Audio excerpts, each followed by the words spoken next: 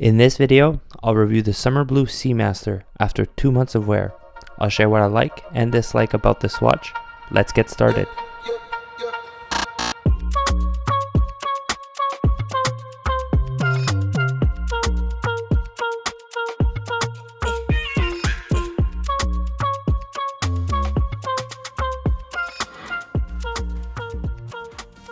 I'll start with why I got this watch. The dial. I think it's the most fun dial from the Seamaster lineup. The blue is very captivating and super reflective, so you get different looks depending on the light. Here's a contrasting shot from an overcast day. You can see how the dial is more muted in overcast conditions. This is something that made wearing this watch really fun. The color varies day to day. This dial has a drawback. It can be too reflective on a bright sunny day and impair readability.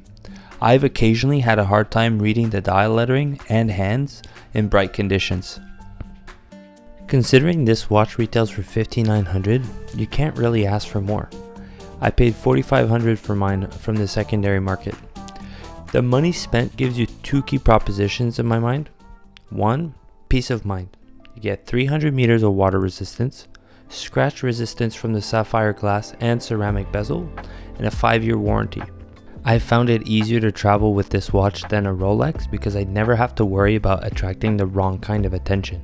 The second value proposition is the solid movement. From the automatic caliber 8800, which is METAS and COS certified, you get 55 hours of power reserve, 15,000 Gauss of magnetism protection, quick set function that houses the signature Omega coaxial escapement. If anyone knows a better quality movement at this price point, please comment in this video. At 42 millimeters of diameter, the watch wears great on my 7.5 inch wrist. It's 13.6 millimeter thick and probably not suitable for someone that needs to wear tight cuffs. I did let a few of my friends try it on, and the general feedback that I got is that it wears smaller than they expected. So if you're comfortable with the proportions of like a ceramic Submariner or a 41 millimeter Black Bay, this watch will wear just fine. At 119 gram, the watch feels light on the wrist for 42 millimeter watch. I never felt the crown digging into my hand, which I get with other divers occasionally. I wore it day and night for a few months and found it incredibly comfortable. The lume is very easy to read, and if I wake up before sunrise, it still goes. That's all I can ask for. The lume plots have this tint of blue that really complements the dial, and they've made the markers with a high shine finish that can create reflection, which makes the dial even more interesting. Hopefully these shots with a bird can give it justice. The bezel on this watch is really fun. The clicks are quite satisfying and have a lot of pop to them.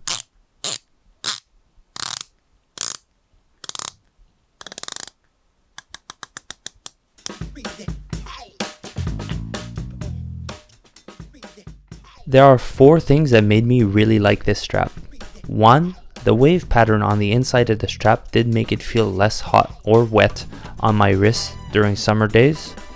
2, the pin buckle has this like wave shaped pattern and makes it feel very tight and snug when you pass the strap through it. 3, the first loop of the strap is made out of hard plastic and it's fixed into the strap, so make it very easy for you to pass the strap through it. And 4th, the second loop is loose and has a small dent on the inside, so when you secure it against the strap holes, it locks itself and won't come off easily. I did find that this watch is definitely not for everyday wear. Once I wore it for 2 months straight, the color started to get a little bit boring for me, and I was looking for something more black or white, just because it's a little bit loud, and after a while you get tired of it. So I think this watch is ideal for someone that has stable pieces in their collection and wants to rotate in a fun dial occasionally. But if you overdo it, it takes the appeal away from the watch. With that, I hope you enjoyed the review. Feel free to like, comment, and subscribe, and I look forward to sharing more about my collecting journey with you.